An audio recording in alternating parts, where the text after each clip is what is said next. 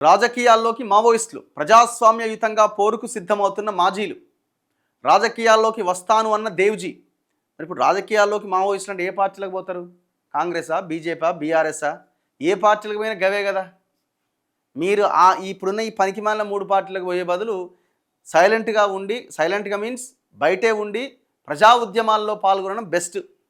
దయచేసి ఆలోచించండి. ఈ పార్టీలకు పోతే మీకు ఏం లేదు, ఆడ కండవాలు కప్తే వాడు చెప్పినట్టు మీరు వినాల్సిందే. మీరు సొంతంగా నిర్ణయాలు తీసుకోగలుగుతారు? అట్లీస్ట్ కొంత డెమోక్రటిక్గా ప్రజల కోసం పనిచేసే పార్టీ వచ్చినప్పుడు అందులోకి వెళ్ళే ప్రయత్నం చేయండి.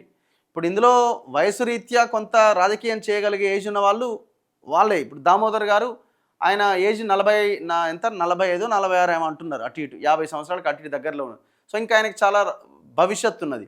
సో ఆయన కూడా ఆలోచించాలా. ఆయన దేవ్జీ 62 సంవత్సరాలు ఏమో చెప్తున్నారు పేపర్లో వచ్చిన దాని ప్రకారం.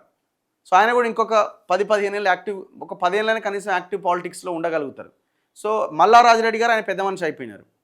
సో ఇట్లాంటి వాళ్ళు ఏం చేయాలంటే ప్రజా ఉద్యమాలను నిర్మించే ప్రయత్నం చేయండి. బీఆర్ఎస్లకో, బీజేపీలకో, కాంగ్రెస్లకో, ఇంకో పార్టీలకో పోతే మీకు చెడ్డ పేరు వస్తుంది తప్ప మీరు ఇంతకాలం చేసిన త్యాగం, ఇంతకాలం చేసిన పోరాటం మట్టిలకు గాలి కలిసిపోతుంది. ఎవరైనా దామోదర్ అంటే BRS leader, Congress leader, BJP ఇంకేదో లీడర్ అంటారు. మీరు ఏ పార్టీ లీడర్ ఆ పార్టీ లీడర్. సో అందుకే కనీసం వెయిట్ చేయండి. అవసరమైతే మీరే నాయకత్వం వహించి ఒక ప్రజా ఉద్యమాన్ని తీసుకెళ్ళి ఒక ఆల్టర్నేట్ దిశగా ముందుకెళ్లే ప్రయత్నం చేయండి. అంతే తప్ప ఇప్పుడున్న పార్టీలో చేరి అనవసరంగా ప్రజల్ని ఆగం చేయకండి.